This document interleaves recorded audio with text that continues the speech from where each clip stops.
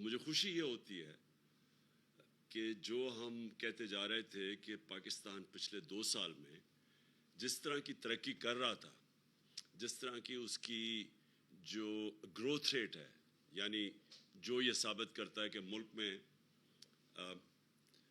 کس طرح ملک کی دولت کتنی بڑھی جا رہی ہے، تو مجھے بڑی خوشی ہوتی ہے کہتے ہوئے کہ 2004-05 جب کہ مشرف کے دور میں بہت زیادہ باہر سے پیسہ آ رہا تھا، یاد رکھیں ہم ان کی جنگ لڑ رہے تھے اور اس وقت بڑا پیسہ پاکستان میں آ رہا تھا.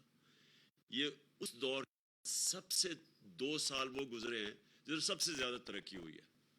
تو ہماری اکنامک سروے کہتی ہے کہ 5.74 ہمارے تیسرے سال میں اکنامک ہماری جو جی ڈی پی ہے، جو سالانہ دولت ہے، اس میں اضافہ ہوا، اور یہ آخری سال 5.97 پہ ہماری دولت میں اضافہ ہوا. پھر سے میں یہ کہہ دوں، یہ 2004-05 کے بعد سب سے وہ 2 ایسے سال ہیں جدھر سب سے زیادہ ہماری آمدنی میں اضافہ ہوا ہے، ہمارے آخری 2 سال. دوسری چیز یہ بڑی آپ کے لیے کہ ملک ترقی کیسے کرتا ہے. ملک ترقی تب کرتا ہے جب اس کے پاس پیسہ آتا ہے، جب اس کے پاس پیسہ آتا ہے خرچ کرنے کے لیے. تو پاکستان کی تاریخ میں سب سے زیادہ یہ اکنامک جو ہماری سروے کے فگرز کے مطابق ہمارا جو ریونیوز میں ٹیکس میں اضافہ ہوا وہ 6.1 ٹریلین یعنی 6,100 ارب روپیہ ہم نے ٹیکس اکٹھا کیا. پھر ہماری ایکسپورٹس جو تھی، دوسری طرح ملک میں اصل تو تب ملک کی دولت میں اضافہ ہوتا ہے جب اس کی ایکسپورٹس بڑھتی ہیں. تو یہ پاکستان کی تاریخ میں سب سے زیادہ ایکسپورٹس میں ہماری بڑھی ہیں 32 ارب ڈالر. اور یہ یاد رکھیں کہ پچھلے جو ہمارے آنے سے پہلے پچھلے 5 سال تقریباً وہیں کی وہیں رکی ہوئی تھی. تو ہمارے دور میں 32 ارب ڈالر کی ایکسپورٹس بڑھی.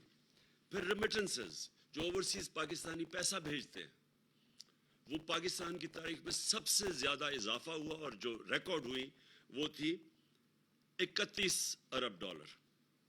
اس کا مطلب جو بیرون ملک پاکستانی تھے انہوں نے ہمارے اندر ان کو اعتماد تھا. وہ یہ دیکھ رہے تھے کہ یہاں عمران خان یہاں سے پیسہ باہر نہیں بھیج رہا، بڑے بڑے وہاں فلیٹس اور وہاں باہر کے ملکوں میں نہیں پیسہ انویسٹ کر رہا، لنڈن میں بڑے گھر نہیں دے رہا. تو انہوں نے اس کے ہمارے پہ اعتماد رکھتے ہوئے ریکارڈ ریمیٹنسز بھیجی ہیں پاکستان کی تاریخ میں، جس کی وجہ سے ہمارا یہ جو گروتھ ریٹ جو میں اوپر بتایا کہ تقریباً 6% ہماری دولت میں اضافہ ہوا. تو وہ اس میں بہت بڑا ہاتھ یہ اوورسیز پاکستانیز کا تھا. پھر جدھر 60% پاکستانی دیہات میں رہتے ہیں، تو یہ بھی پچھلے دور کے مطابق تقریباً دگنی ہماری جو زرعی پیداوار تھی وہ دگنی بڑھی ہے. ہمارا جو اکنامک سروے کے مطابق 4.4% ہماری ایگریکلچر میں اضافہ ہوا، یعنی گروتھ ریٹ ہوئی ہے. تو یہ اگر آپ پچھلے دور کے مطابق ان کے مقابلے میں دیکھیں، اسے موازنہ کریں، تو یہ پہلی دفعہ اتنا زیادہ پیسہ گیا ہمارے کسانوں کے پاس. کبھی پچھلے 10-15 سال میں کسانوں کے پاس اتنا پیسہ نہیں آیا. اور اس کی بہت بڑی وجہ کہ ہم نے جو انسینٹیوز دیے، ہم نے جو یہ جو شوگر مافیا تھا یہ پیسے نہیں دیتا تھا کسانوں کو، وقت پہ پیسہ دلوایا اور پوری قیمت دلوائی. پہلے کٹوتی ہوتی تھی، پورا پیسہ نہیں پہنچتا تھا، قانون بنائے، ان کو ٹائم پہ پیسہ دلوایا. جب کسان کے پاس پیسہ آیا اس نے اپنے زمینوں پہ لگایا. اس کی وجہ سے ریکارڈ 2 سال ریکارڈ ہماری فصلوں میں بمپر کراپس ہوئی، پیداوار بڑی، ریکارڈ پیداوار ہوئی. پھر انڈسٹری، یہ جو گروتھ ریٹ بڑھی ہے اس میں بہت بڑا ہاتھ انڈسٹری کا ہے. انڈسٹری ہماری بڑی 7.2% پہ.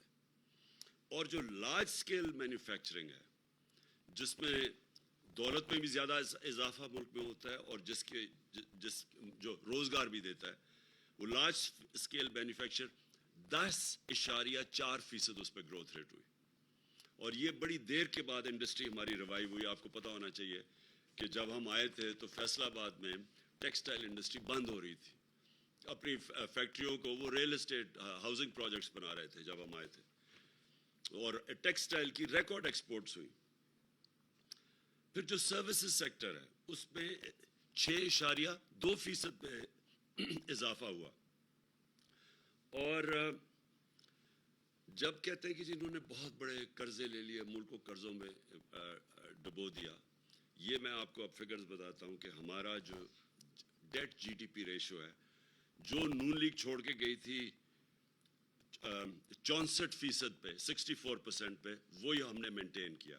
اور یہ یاد رکھیں کہ ہمیں جب ہماری انہوں نے جو قرضے لیے ہوئے تھے اس بیرونی قرضوں کے اوپر سود دینا پڑتا تھا. ان کے زمانے میں آدھا یہ سال کا ڈالرز ان کا سود پہ واپس جاتا تھا ڈیٹ ریپیمنٹ پہ, ہمارا دگنا تھا. اس کے باوجود ہماری debt G D P ratio وہ چینج نہیں ہوئی, 64% پہ رہی ہے. پھر جو اس کی وجہ سے جو روزگار ہے, ورلڈ بینک کی سروے ہے کہ سارے بر صغیر میں جس میں سب سے زیادہ روزگار پیدا ہوا اور پچھلی گورنمنٹ سے زیادہ, وہ ہمارے دور میں تھا. یعنی بے روزگاری سب سے زیادہ جو کم بے روزگاری تھی وہ پاکستان میں تھی بنسبت سارے ہندوستان کے بر صغیر میں. پھر ہم نے ڈیمز شروع کی. 50 سال کے بعد پہلی دفعہ پاکستان میں ڈیمز, بڑی ڈیمز بنائی گئی. اور یہ میں سمجھتا ہوں اس ملک کی اتنی بڑی ضرورت تھی, یہ بہت پہلے بننی چاہیے تھی, کیونکہ 30 سال دو خاندانوں نے اس ملک پہ حکومت کی. یہ دونوں خاندان جو اکٹھے آج گورنمنٹ میں بیٹھے ہوئے ہیں, انہوں نے 30 سال ملک میں حکومت کی, کوئی بڑی ڈیم نہیں بنائی. اور اس کے آج جو آپ لوڈ شیڈنگ کی ایک بہت بڑی وجہ کیا ہے, انہوں نے جو پاور پروجیکٹس بنائے پچھلے یہ 5 سال, یہ نون لیگ کا دور تھا, اس میں پاور پلانٹ امپورٹڈ فیول پہ تھے. کوئلہ جو کہ باہر سے امپورٹ ہوتا تھا, ایل این جی باہر سے امپورٹ ہوتی تھی. تو جیسے وہاں کی قیمتیں اوپر گئی, بجلی کی بھی قیمت, اور جو باہر سے جب آپ کے زیادہ ڈالر باہر بھیجنے پڑے, اس کے اوپر فارن ایکسچینج پہ بھی فرق پڑا. تو آج یہ نہیں ہے کہ بجلی نہیں ہے, یہ جو پچھلے انہوں نے خود پروجیکٹس جو کانٹریکٹ سائن کیے تھے اس کو بھی پوری بجلی نہیں دے رہے. اور اس لیے نہیں دے رہے کہ وہاں کوئی مسئلہ, کیپیسٹی ہے ان کی 25% پہ وہ آپریٹ کر رہے ہیں, اس لیے کہ ہمارے پاس پیسہ نہیں ہے اتنا. وہ جو کوئلے کے اوپر پاور پلانٹس ہیں ان کو, کیونکہ کوئلے کی قیمت اوپر چلی گئی ہے, پیسہ نہیں ہے, فارن ایکسچینج نہیں ہے کہ ان کو کوئلہ پورا امپورٹ کر سکے, جس کی وجہ سے آج لوڈ شیڈنگ ہے. تو ڈیمز, پانی کے اوپر بجلی بنتی ہے, کوئی ہمیں فرق نہیں پڑتا باہر مہنگائی ہو یا نہ ہو, یہ پہلے ڈیمز بننی چاہیے تھی. تو اس ہمارے دور میں جو ہم نے 10 ڈیم کے پروجیکٹس, اس میں 3 بڑی ڈیمز ہیں. مجھے بڑے افسوس سے آج کہنا پڑتا ہے کہ وابڈا جو باہر سے, جس کی ریٹنگ ایسی تھی کہ باہر سے اس کو کریڈٹ ملتا تھا, آج انٹرنیشنل اس کی جو کریڈٹ ریٹنگ ہے وہ نیچے چلی گئی ہے جب سے یہ حکومت آئی ہے. اور نیچے جانے کا مطلب یہ کہ اب یہ پیسہ جو چاہیے ڈیمز کے لیے, جو باہر سے قرضے چاہیے جو مل رہے تھے وابڈا کی ریٹنگ کی وجہ سے, سوورن گارنٹی کے باوجود وہ اس کو جو قرضے دے رہے تھے, وہ اب ہماری ڈاؤن گریڈ ہو گیا. اور ہمارا جو سارا ڈیمز کا پروجیکٹ ہے وہ اب خطرے میں چلا گیا, کیونکہ پیسہ چاہیے بنانے کے لیے, فارن ایکسچینج ہمارے پاس ہے نہیں, گورنمنٹ کی خود ریٹنگ نیچے چلی گئی ہے, موڈیز نے پاکستان کی کریڈٹ ریٹنگ نیچے لے گئے ہیں. نیچے لے جانے کا مطلب یہ کہ اب ہمیں مشکل سے کوئی بھی قرضہ دے گا, اور قرضہ دے گا تو بہت بڑے سود لے گا, بڑا مہنگا قرضہ ملے گا. تو جب سے یہ آئے ہیں 2 اور خطرے ہو گئے ہیں پاکستان کو. ایک تو ہمارے لیے مشکل ہو گیا ہے باہر سے قرضے لینا, لیکن خاص طور پہ جو وابڈا کی کریڈٹ ریٹنگ نیچے گئی ہے, یہ ہماری ڈیمز, جس میں 2, ایک تو سستی بجلی اور اپنے پانی کے اوپر بنانے والی بجلی, اور دوسرا جو پانی کی سٹوریج ہے جس کی سخت ضرورت ہے اس ملک کو. آج پانی کی قلت ہے, آج کسانوں سے پوچھے تو یہ اگر پروجیکٹس ان کی وجہ سے دگنی ہو جانی تھی ہماری پانی کی کیپیسٹی, ریزروائرز کی کیپیسٹی. اور اب یہ ایک پروجیکٹ ہے جو جب سے ہی آئے خطرے پہ چلا گیا. اور میں یہ کہنا چاہتا ہوں کہ ہم نے اس کے باوجود کہ یہ جو ساری ہماری اللہ کا شکر ہے, یہ جو سامنے آ گیا اکنامک سروے میں پاکستان ہماری گورنمنٹ کی پرفارمنس، اس کے باوجود جو اس میں نہیں لکھا ہوا، سب سے زیادہ ہم نے کوشش کی اپنے نچلے طبقے کو اوپر اٹھانے کے لیے. کسی پاکستان کی تاریخ میں حکومت نے اتنا پیسہ اپنی نچلے کمزور غریب طبقے پہ نہیں خرچ کیا جو ہم نے کیا. ہم نے سب سے پہلے ہیلتھ کارڈ دیا، اور ہیلتھ کارڈ یہ بڑے بڑے امیر ملکوں میں بھی نہیں ہے کہ اب پورے اپنے ہر خاندان کو 10 لاکھ روپے کی ہیلتھ انشورنس کہ کسی بھی ہسپتال میں جا کے اپنا علاج کروا سکے. یہ ہم سمجھتے ہیں کہ ہماری سب سے بڑا، اگر میرے سے پوچھے ایک کہ جو سب سے بڑا ہمارا کارنامہ تھا، وہ کہ اپنے نچلے طبقے کو ہم نے تحفظ دیا. کیونکہ جب ایک غریب گھرانے پہ ایک بیماری آتی ہے تو عموماً وہ مقروض ہو جاتا ہے، ایک پورا خاندان غربت کی لکیر کے نیچے چلا جاتا ہے ایک فرد کے علاج کرتے ہوئے. تو سب سے پہلے تو ہمارا ہیلتھ کارڈ تھا جو سب سے بڑی تھی. اس کے علاوہ ہمارے احساس پروگرامز تھے جس میں سب سے زیادہ پیسہ خرچ کیا گیا.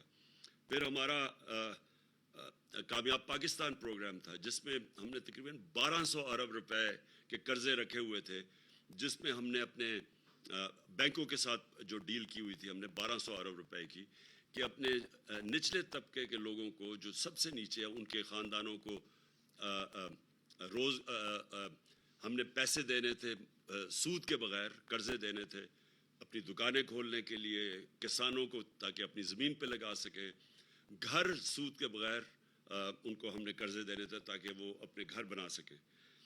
پھر جو مجھے سب سے چیز اس میں نہیں لکھا ہوا ہے اکنامک سروے میں، جو مجھے سب سے زیادہ فخر وہ یہ کہ جب کرونا وائرس پاکستان میں جب اس کا ساری دنیا میں بھی آئی اور ہمارے ملک میں آئی تو ساری اپوزیشن نے کہا کہ لاک ڈاؤن کر دو. ان سب کی سٹیٹمنٹس ہیں کہ ملک کو لاک ڈاؤن کر دو جس طرح باہر کے ملکوں نے کیا تھا. اور انہوں نے میری تنقید کی کہ تم کیوں نہیں لاک ڈاؤن کر رہے. آج یہ آپ نہ دیکھتے، ہمارا ملک آج وہ غربت ہونی تھی پاکستان میں، ہمارا معیشت تباہ ہو جانی تھی اگر ہم لاک ڈاؤن کر دیتے. اور وہ ہم نے جو فیصلہ کیا صرف اس لیے کہ مجھے پتا تھا کہ جس وقت ہم نے لاک ڈاؤن کرنا تھا، ملک بند کرنا تھا، ہمارے غریب لوگوں نے پس جانا تھا. ہماری عام آدمی نے، دہاڑی دار، جو چھابڑی والا، جو بیچارے دن کی کمائی کر کے بچوں کا پیٹ پالتے تھے، ان کا کیا بننا تھا. تو ہم نے فیصلہ کیا کہ ہم نے پورا لاک ڈاؤن نہیں کرنا. اور وہ فیصلہ آج اس اکنامک سروے میں آپ کے سامنے آ رہا ہے کہ ہم نے اپنے ملک کو بھی بچا لیا، اپنی اکانومی بچائی، اپنے غریب لوگوں کو بچایا، اور پھر اپنے لوگوں کو کرونا سے بھی بچا لیا. مقابلہ کریں ہندوستان میں، جدھر اب لیٹسٹ جو BBC کی میں رپورٹ پڑھ رہا تھا کہ 50 لاکھ لوگوں کی جانیں گئی ہیں کرونا سے، اس کا مقابلہ کریں پاکستان سے. اللہ کا کرم ہے، ہمارا 31,000 ٹوٹل ہمارے جو اموات ہوئی تھی. تو وہ بہت بڑی کامیابی تھی، اور جو میں اس میں اکنامک سروے میں نہیں آئی. اب جب سے یہ حکومت آئی ہے، یہ ذرا 2 مہینے ہوئے ہیں اب، تو 2 مہینے میں ہوا کیا ہے؟ سب سے پہلے تو ساری تنقید ہمارے اوپر ہوئی 3.5 سال میں کہ جی انہوں نے مہنگائی کر دی، لوگوں کا معاشی قتل کر دیا مہنگائی کر کے. مہنگائی مارچ بھی کر دی کہ جی مہنگائی مارچ کر کے گورنمنٹ گراؤ، لوگوں کا بہت برا حال ہے. جو ٹی وی دیکھو، اور جو ان کے خاص ان کے صحافی تھے، اور میں دیکھ رہا ہوں کہ آج بڑی خاموشی ہے ان کے اندر، جو ان کے پیٹ صحافی تھے، وہ جا کے پبلک میں لے کے جا رہے ہیں مائک، جی بتائیں آپ کا کیا حال ہے، اور وہ کہیں جی بڑا مہنگائی ہے، کدھر رہنے آپ پاکستان، اور ہمیں بڑا برا بھلا کہا گیا. تو جب یہ آئے تھے تو بڑی انہوں نے سازش اتنی بڑی کی، ملک میں کسی طرح اس گورنمنٹ کو گرایا جائے، تباہ کر رہی ہے. تو انہوں نے سب سے پہلے تو ان کو مہنگائی کم کرنی چاہیے تھی، لیکن انہوں نے کیا مہنگائی کم کی؟ ہمارے 3.5 سال میں جو پٹرول کی قیمت بڑھی 3.5 سال میں، وہ 55 روپے لیٹر تھا، اور ڈیزل کی قیمت جو بڑھی وہ تقریباً 50 یا 51 روپے لیٹر تھا.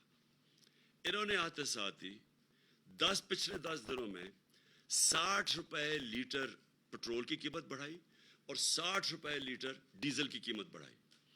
پھر ہمارے دور میں گیس دیکھیں گیس کی قیمت کتنی بڑھی. ان کے دور میں 45% انہوں نے گیس کی قیمت بڑھا دی. بجلی کی قیمت ₹10 यूनिट ऊपर बढ़ा दिया इन्होंने। अभी जो लोगों को पता चलेगा कि महंगाई होती क्या है, हमारे दौर में मैं ये समझता हूँ कि दुनिया में तब पाकिस्तान सबसे सस्ता मुल्क था, क्योंकि महंगाई तो अब तो ये भी कह रहे हैं ना कि जी आलमी महंगाई है, तो हमारे दौर में भी आलमी महंगाई थी, लेकिन हमने IMF का प्रेशर बर्दाश्त किया। जब उन्होंने हमें कहा कि पेट्रोल और डीजल की कीमत बढ़ाओ, तो हमने वो बजाय बढ़ाने के ₹10 कम कर दी। हमने बिजली की कीमत ₹4 यूनिट कम कर दी। कैसे की? हमने और जगह से पैसे निकाले, हमने अपनी इकोनॉमी को रीएडजस्ट किया। हमें पता था कि इससे प्रेशर पड़ेगा, लेकिन प्रेशर लिया हमने IMF का। उसकी वजह क्या थी कि हम वो गवर्नमेंट है जिसकी लीडरशिप का जीना मरना पाकिस्तान है। ये वो लोग हैं जिनके अरबों डॉलर बाहर पड़े हुए हैं, इनके लीडर्स बाहर बैठे हुए हैं, इनका स्टेक पाकिस्तान में नहीं है, ये कभी बाहर का प्रेशर नहीं ले सकते। और ये जो महंगाई की है, मैं समझता हूँ कि पाकिस्तान की तारीख में किसी हुकूमत ने इतने थोड़े वक्त में इतनी महंगाई नहीं की। और ये अभी लोगों को पूरे जब बिल मिलेंगे 1 तारीख को, तो पूरी तरह अंदाज़ा होगा कि हुआ क्या। फिर आटे का ख़ास तौर पे मैं कहना चाहता हूँ, क्योंकि ये एक आम आदमी का सबसे बड़ा जो आम लोग खाते हैं, उनको रोटी नान खाना पड़ता है। तो आटे की कीमत हमारे 1100 थी 20 kg का बैग, इनका 1500 पे पहुंच गया। और ये आम आदमी को सबसे ज़्यादा तकलीफ देगा। अभी थोड़ी देर पे मुझे तो खौफ है कि कैसे आम एक घराना अपना पूरा बजट पूरा करेगा। फिर जो हमारे ऊपर जो कह रहे थे बहुत बड़ी महंगाई है, हम समझते हैं कि इनकी महंगाई हमारे से दुगनी नहीं, उससे भी 3 गुना भी ज़्यादा बढ़ जाएगी जो हम देख रहे हैं। सूद इन्होंने अभी 15% पाकिस्तान का इंटरेस्ट रेट किया है। ये जिस तरह की महंगाई जा रही है, ये जाएगा 20% के ऊपर कम से कम, और शायद उससे भी ऊपर चला जाए, जिससे इंडस्ट्री को, बिजनेस को बहुत बुरी तरह मुतासर होगा, जिससे रोजगार मुतासर होगा। सीमेंट, मैं सिर्फ एक कहना चाहता हूँ क्योंकि ये भी आम लोग घर बनाना चाहते हैं, 600 रुपए बोरी से 1000 रुपए बोरी पे पहुंच गया सीमेंट। इसका मतलब सारी कंस्ट्रक्शन इंडस्ट्री को इफेक्ट हो गया, और इस सब सारी जो रोजगार देती है कंस्ट्रक्शन इंडस्ट्री, वो नीचे आ गई है। फिर हमारा जो एक्सचेंज रेट है रुपया, वो 202 रुपए पे, डॉलर जो है वो 202 रुपए पे पहुंच गया। इसके भी अभी आगे असरात आने वाले हैं, क्योंकि इसका मतलब जो भी चीज़ें बाहर से इंपोर्ट करेंगे वो महंगी होंगी। फिर मैं स्टॉक एक्सचेंज 3500 पॉइंट्स नीचे चला गया है। लोड शेडिंग का आज ये हाल है कि आज किधर गई है बिजली? हम भी 3.5 साल थे, कभी किसी ने इस तरह की लोड शेडिंग देखी है? तो बिजली तो है, गई किधर? कोई गायब तो नहीं होगी, कोई ले तो नहीं गया साथ। तो लोड शेडिंग, इसमें नाहिली भी इनकी है। और क्योंकि इन्होंने ही वो पावर प्लांट्स बनाए हुए थे जो इंपोर्टेड फ्यूल पे, जब उनकी कीमत ऊपर गई कोयले की और गैस की, तो वो भी उसकी वजह से इनके पास पैसा ही नहीं है पूरी तरह बिजली देने का लोगों को। और जो मैं आगे कह रहा हूँ कि हमारी माशत का मुझे अफसोस से कहना पड़ता है कि जो मूडीज़ ने पाकिस्तान को डाउनग्रेड किया, इसके बाद और मुश्किलात पाकिस्तान की आ जाएंगी, क्योंकि इसका मतलब कि हम अब अपनी जो कर्जे हैं, जो हमें किस्तें वापस करनी हैं, वो हम पूरी तरह दे नहीं सकेंगे, हमारे पर कर्जे और बढ़ते जाएंगे। और जो सबसे बड़ा खौफ है हमें मुल्क, खुदा न खास्ता वो डिफ़ॉल्ट ना हो जाए, क्योंकि डिफ़ॉल्ट का मतलब कि हमारी माशत के ऊपर और ऐसा स्ट्रेन पड़ेगा कि बड़ी देर लगेगी मुल्क को फिर से उठाने को, अगर वो खुदा न खास्ता हो गया। अब मैं जो असल चीज़ पे आया हूँ कि अगर इनकी तैयारी नहीं थी, अगर ये माशी तौर पे तैयार ही नहीं थे कि मुल्क को संभालना, तो क्या वजह थी कि इतनी साजिश करके हुकूमत कराई है? अगर ये मुल्क ही नहीं संभाल सकते थे, ना ये महंगाई संभाल सके हैं, ना मायशत को संभाल सके हैं, तो क्या वजह थी? जल्दी क्या थी? तैयारी कर लेते, इंतज़ार कर लेते, 1.5 साल और हुकूमत रह गई थी, और वो उसकी वजह अब सबके सामने आ गई है। इनका कभी भी پاکستان کا ایجنڈا نہیں تھا. یہ جو بیرونی سازش جو باہر سے مل کے انہوں نے کیا ہے, وہ ڈونلڈ لو نے جو ہمیں دھمکی دی کہ جناب آپ اگر عمران خان کو نہیں ہٹائیں گے تو یہ ہو جائے گا, اگر ہٹا دیں گے تو ہم سب کچھ معاف کر دیا جائے گا. تو ڈونلڈ لو نے جب وہ سائفر بھیجا تو اگلے دن ہی جس کو بھی اس نے دھمکی دی, اگلے دن سب کچھ ہونا شروع ہو گیا. وہ عدم اعتماد بھی اگلے دن ہو گئی. اس کے بعد پھر لوگوں نے بھی جانا شروع کر دیا. یعنی جب معیشت اوپر جا رہی ہے, پہلے 2 سال جاتے جب ملک کے حالات مشکل تھے, جب ہم کرونا سے بھی لڑ رہے تھے, اور پھر جو IMF کے پروگرام میں ہم نے خرچے اپنے سارے کم کیے, بے روزگاری تھی, تو جانا تو تب چاہیے تھا. تو جب 6% گروتھ ریٹ پہ ملک جا رہا ہے, تو کیا وجہ ہے کہ یہ کوئی 20-40 لوگوں نے لوٹے ہونے کا فیصلہ کیا؟ کیونکہ یہ سازش کا حصہ تھا. وہ اس لیے نہیں جا رہے تھے کہ ملک کے اب حالات برے ہیں, وہ اس لیے جا رہے تھے کہ یہ پلان کیا ہوا تھا گورنمنٹ گرانے کا, اور یہ بیرونی سازش کے اندر یہ ملے ہوئے تھے ساتھ, یہ جو میر جعفر اور میر صادق ہے. اور اب آپ کے سامنے آ گیا کہ یہ تو کوئی کہہ رہے تھے جی ہم نے مہنگائی بہت ہے, تو مہنگائی تو اب اس سے زیادہ بڑھ گئی ہے, اور اس سے کئی گنا زیادہ بڑھے گی. تو اگر معیشت یہ کہہ رہے تھے کہ ہم نااہل ہیں, تو یہ معاشی حالات تو آپ کے اب سامنے ہیں. اصل میں یہ کیوں آئے تھے؟ یہ آئے تھے اس ملک میں اپنے کرپشن کے کیسز ختم کرنے کے لیے. یہ آئے تھے NRO 2 لینے کے لیے. NRO 1 کیا تھا جنرل مشرف نے, جس میں اس ملک کی تباہی ہوئی, جس میں یہ دونوں نے آ کے ملک لوٹا, 4 گنا زیادہ ہمارے قرضے بڑھائے. اور اب یہ NRO 2 تھا کہ جو انہوں نے 10 سال میں چوریاں کی تھی وہ معاف کروانے آئے تھے. اب یہ تماشا دیکھیں کیا ہو رہا ہے. آج یہ نیب کا جو بل پاس کریں گے, اس سے زیادہ شرمناک چیز اس ملک میں ہو ہی نہیں سکتی. شہباز شریف اب پرائم منسٹر نیب کا سربراہ بن جائے گا. FIA جس کے اندر ان کے اوپر وہ مقصود چپڑاسی کے کیس تھے, اور وہ جو 4 ارب اس کا تھا, 4.25 ارب, اور 16 ارب نوکروں کے نام پہ, اور پھر 24 ارب کے ٹوٹل ان کے اس کے شہباز شریف کے کیسز تھے. اب یہ FIA کے اوپر بھی خود بیٹھ گیا, نیب کے اوپر بھی خود بیٹھ گیا.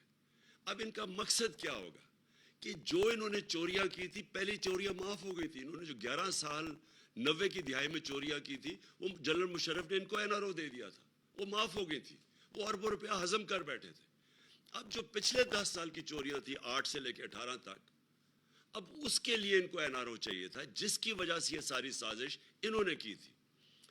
اب یہ جب نیب کے اوپر شہباز شریف بیٹھ جائے گا, اور FIA کے اوپر بھی وہ بیٹھ جائے گا, جس میں اربوں روپے کے, ان کے 45 ارب روپے کے کیسز ہیں شریف خاندان کے, تو کبھی کسی دنیا کے قانون کے اندر کبھی ملزم بھی قاضی بنا ہے؟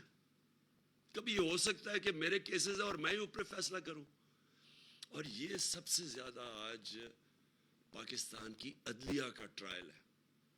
یہ سمجھ جائیں کہ ساری قوم اب دیکھ رہی ہے یہ مذاق, کہ اگر پارلیمنٹ یہ پاس بھی کر دے تو کیا یہ پاکستان کی کانسٹیٹیوشن کی اسپرٹ کے ساتھ جاتا ہے؟ کسی بھی دنیا میں قانون میں یہ اجازت دیتے ہیں؟ کوئی قانون ایسا پاس کر سکتا ہے کہ میرے اوپر ہی کیس ہو اور میں ہی فیصلے کروں اوپر؟ اگر سہولت ان کو دینی ہے تو جو پاکستان میں جیل میں چھوٹی چھوٹی چوروں پہ لوگ بھرے ہوئے ہیں, ان کو بھی یہ سہولت دے دیں کہ وہ بھی اپنے اوپر بٹھا کے اور اپنے فیصلے کروا لیں. اور یہ جتنا بڑا, ایک تو چوری کا نقصان انہوں نے کیا ملک کا, لیکن جتنا بڑا اس سے پاکستان کو نقصان ہونے جا رہا ہے, اس کا آپ اندازہ ہی نہیں لگا سکتے. کیونکہ ہمیں پتہ ہے ان کے 10 سال میں جو چوری کیا, ہمیں کس طرح کا ایک ملک ملا تھا جس کا دیوالیہ نکلا ہوا تھا. ہمارے پاس 3 ہفتے کے صرف پیسے تھے فورن ایکسچینج, اپنے فورن لائبلٹیز کے لیے. مجھے پتہ ہے کہ کتنی ہمیں شرمندگی اٹھانی پڑی جب جانا پڑا اپنے دوست ملکوں کے پاس اور ہاتھ پھیلا کے کہ جی ہمیں پیسے دے دیں, نہیں تو ہمارے ملک کا دیوالیہ نکل جائے گا. اور پھر ہم نے کیسے ملک کو اس میں سے نکالا. اور اللہ کا کرم ہے کہ یہ جو اکنامک سروے میں پاکستان کی پرفارمنس آ رہی ہے, یہ تو اب ہم نے تو نہیں اناؤنس کر رہے ہیں نا, یہ ان کے دور میں پرفارمنس ہماری اناؤنس یہ کر رہے ہیں اکنامک سروے میں. تو پھر یہ جو انہوں نے تباہی کی اپنے 10 سالوں میں, اب کیا ہے ان کو ساری قوم دیکھے گی اور یہ ساری چیزوں سے یہ بچ جائیں گے اور ان کو معافی دے دی جائے گی, جبکہ غریب لوگ جیلوں میں رہیں گے. میں آج اپنی قوم کے سامنے یہ کہنا چاہتا ہوں کہ دیکھیں یہ ہمارے لیے ایک فیصلہ کن وقت ہے. یہ کامیاب ہو گئے. یہ پہلے تو انہوں نے نیب ختم, آج سمجھ لینا نیب ختم, یہ سمجھ لیں کہ ایف آئی اے ختم. اس کا مطلب ان کی چوریاں سب معاف ہو گئی, این آر او 2 مل گیا. دوسرا کام یہ کیا کرنے جا رہے ہیں, یہ اب الیکشن کمیشن کے ذریعے ابھی سے دھاندلی کی تیاری کر رہے ہیں. پہلے تو انہوں نے سب نے مل کے, اور وہ جو الیکشن کمیشن ہے ای وی ایم مشینز پہ ڈیلے کرتے گئے, کیونکہ اگر ای وی ایم مشین آ جاتی جو سارے دھاندلی کرنے کے طریقے وہ ختم ہو جانے تھے. جیسے ہی الیکشن ختم ہوتا ہے بٹن دباؤ رزلٹ آ جانا تھا. انہوں نے وہ ہونے نہیں دیا, اور جو ساری دھاندلی ہوتی ہے وہ جیسی الیکشن پولنگ ختم ہوتی ہے اور رزلٹ اناؤنس ہونے کے بیچ میں ساری طریقے ہوتے ہیں دھاندلی کرنے کے. تو پہلے تو وہ نہیں آنے دیا. پھر اوورسیز پاکستانی, ان کے لیے انہوں نے قانون, ان کو ووٹنگ ان کا حق لے لیا. پہلی چیز کہ وہ لوگ جو سب سے بڑا اثاثہ ہے اس ملک کا, بیرون ملک پاکستانی, جو یہاں ابھی آپ کو میں نے بتایا 31 ارب ڈالر جنہوں نے بھیجا اس ملک کو. دیکھ لیں کہ آئی ایم ایف نے کتنا ہمیں اب تک پیسے دیے یا امداد کتنی آئی ہے, اور دیکھ لیں کہ ان لوگوں نے اس ملک کے اوپر ہمارے اوپر کس طرح اس ملک کی خدمت کی ہے. ان کو یہ ووٹنگ رائٹ صرف اس لیے نہیں دے رہے کہ ان کو ڈر ہے کہ وہ ان کو ووٹ نہیں ڈالیں گے. تو اور دھاندلی کی تیاری ہو رہی ہے, وہ ہم پوری حلقہ بندیوں کے اندر ہمیں نظر آ رہی ہیں چیزیں. ہم پورا بھی اس پہ بھی عدالت میں جائیں گے کہ کس طرح انہوں نے لوگوں کی ووٹ ادھر ادھر کی ہے, کس طرح انہوں نے مینیج کیا, اور ابھی سے تیاری کر رہے ہیں دھاندلی کی. کیونکہ یہ کبھی بھی دھاندلی کے بغیر یہ جیت نہیں سکتے, کیونکہ ان کے پبلک کے اندر تو نکل نہیں سکتے یہ. اب جس طرح انہوں نے سازش کر کے اور اب جو لوگوں کی کمر توڑی ہے مہنگائی کے ذریعے, تو اس لیے اب یہ کریں گے کیا, انہوں نے سب سے پہلے اپنے کیسز ختم, اس کے بعد الیکشن کو کیسے انہوں نے دھاندلی کے ذریعے جیتنا ہے, اور تیسری چیز انہوں نے کیسے خوف پھیلانا ہے لوگوں کے. جس طرح انہوں نے ایک پرامن احتجاج کے اوپر جو ظلم کیا ہے پاکستان کی تاریخ میں, شاید کسی مارشل لاء میں ایسا ہوا ہو. کسی جمہوریت کے اندر میں نے اس طرح کا پولیس کو ظلم نہیں کرتے دیکھا جو انہوں نے کیا ہمارے لوگوں کے اوپر. اور مجھے افسوس سے کہنا پڑتا ہے کہ اس کے اوپر جو ہم رسپانس ایکسپیکٹ کر رہے تھے اپنے انصاف کے نظام سے, وہ ابھی تک ہمیں نہیں ملا. صرف تفتیش کر لیں کہ کس طرح انہوں نے عورتیں بچوں کے اوپر جو ظلم کیا ہے پولیس نے, اور یہ پلان کر کے کیا. جس طرح ماڈل ٹاؤن میں انہوں نے خوف پھیلانے کے لیے جو قتل کیے تھے لوگ, اور بچ گئے ابھی تک, کہ دن دہاڑے انہوں نے لوگوں کو 14 یا لوگوں کو قتل کیا اور 60 لوگوں کو گولیاں ماری, ٹی وی کے اوپر مار رہے تھے. اسی طرح یہ خوف پھیلانے کے لیے انہوں نے کیا. اور یہ جو ایف آئی آر میرے اوپر, ہمارے اوپر, سب کے اوپر ایف آئی آرز کاٹ دیے. یہ کبھی بھی نہیں ہوا کہ بلاسفمی کی ایف آئی آر حکومت کاٹے کسی کے خلاف. یہ پاکستان کی تاریخ میں نہیں ہوا. وہ ہمارے اوپر انہوں نے ایف آئی آرز کاٹی ہوئی ہیں, ہمارے لوگوں کے اوپر سب پہ ایف آئی آر کاٹی ہوئی ہے. تو یہ وہ خوف پھیلا کے کہ کسی طرح لوگ ڈر جائیں ان سے, اور یہ کسی طرح ڈرا کے لوگوں کو یہ اپنے کیسز ختم کروا کے الیکشن کمیشن کو ساتھ ملا کے یہ پھر سے جیت جائے. تو میں آج یہ اپنی ساری قوم کے سامنے رکھنا چاہتا ہوں کہ یہ ہمارے لیے ایک فیصلہ کن وقت ہے. ہمارے سامنے ایف آئی اے کو جو انہوں نے کیا ہے, میں وہ ایف آئی اے کے جو ڈاکٹر رضوان جو ان کے کیس کی تفتیش کر رہے تھے, ہارٹ اٹیک سے وہ مر گئے, کوئی ان کی ہسٹری نہیں تھی ہارٹ ڈیزیز کی. پھر ایک اصغر تھے, وہ بھی تفتیش کر رہے تھے ایف آئی اے کے ان کے کیسز کے اوپر, اس کو ہارٹ اٹیک ہو گیا. اب آج ہم سنتے ہیں کہ مقصود چپڑاسی, جس کے اکاؤنٹ میں انہوں نے 4.25 ارب روپیہ 375 کروڑ روپیہ اس کے اکاؤنٹ میں ڈالا تھا, اور اس کو باہر بھگایا ہوا تھا دبئی, آج پتہ چلا وہ دبئی میں ہارٹ اٹیک سے مر گیا. میں یہ سمجھتا ہوں کہ ان سب کے اوپر تفتیش ہونی چاہیے. یہ ہو ہی نہیں سکتا کہ ان کے جب بھی کوئی کیسز ہوں, یا وہ ایل ڈی اے میں آگ لگ جاتی ہے ان کے ریکارڈز کے اندر. ہمارے دور میں کیوں نہیں کسی آگ لگی, کئی ریکارڈز جلے ہیں, ان کی کتنی دفعہ ریکارڈز جلے ہیں. یہ پورا مافیا اسٹائل ان کا آپریشن ہے. خوف پھیلاتے ہیں, لوگوں کو ڈراتے ہیں, پھر خریدتے ہیں یا ڈراتے ہیں. اس کے اوپر پوری تفتیش ہونی چاہیے کہ یہ مقصود چپڑاسی بھی ہارٹ اٹیک سے گیا, اور یہ دو بھی. اور پھر ایک ایف آئی اے کے نیب کے نیب کی آج میں صبح اخبار میں پڑھ رہا ہوں کہ نیب کے جو تفتیش کر رہا ہے ایک آفیسر جو تفتیش کر رہا ہے پنڈی میں آصف زرداری کے کیسز، اس کو اس کے گھر پہ چھاپا پڑا ہے، اس کا دروازہ توڑ کے اندر لوگ گھسے ہیں اور وہ کوئی چیزیں ڈھونڈ رہے تھے، اور وہ آج خبر آئی ہے. تو جب آفیسرز ہی نہیں، کون ان کے خلاف بولے گا؟ اب جب یہ اوپر بیٹھ گئے ہیں تو ان کو تو سارا ایک مافیا کنٹرول ہو گیا. تو میں آج آخر میں یہ بات کرنا چاہتا ہوں کہ، اور یہ میری آخری بات ہے آپ سب سے، کہ دیکھیں ہمارے پاس اب دو راستے ہیں. ہم چپ کر کے یہ سہ جائیں تو یہ ملک جس طرف جا رہا ہے اور جدھر یہ لے کے جا رہا ہے اس کا کوئی مستقبل نہیں ہے. معیشت کا آپ نے دیکھ لیا، مہنگائی آپ نے دیکھ لی. اب یہ جو کنٹرول کریں گے سارے ادارے، ان ساروں کو ختم کریں گے. اور یہ جتنے بھی پاکستان کے ادارے ہیں آہستہ آہستہ، کیونکہ انہوں نے اپنے آپ کو اوپر رکھنا ہے قانون سے، کیونکہ یہاں قانون کی بالادستی نہیں ہوگی، یہاں ان ڈاکو کی کنٹرول ہوگا. انہوں نے اوپر بیٹھ کے ساری پاکستان کے ادارے تباہ کر رہے ہیں. ہمارے دور میں میں ذرا سوال پوچھتا ہوں کہ بتائیں کسی کے اوپر جھوٹا کیس کیا؟ کتنی ایف آئی آرز کسی کے اوپر کٹوائی؟ انہوں نے 3 دفعہ لانگ مارچز کی، کبھی کسی کے اوپر کوئی ایک فائر کیا ٹیئر گیس کا، کبھی ہم نے ان کو تنگ کیا، روڈ بلاکس کیے، کنٹینر لگائے. کتنی دفعہ ہم نے کیا؟ میں نے کبھی عدالتوں کے اندر کبھی انٹرفیئر کیا؟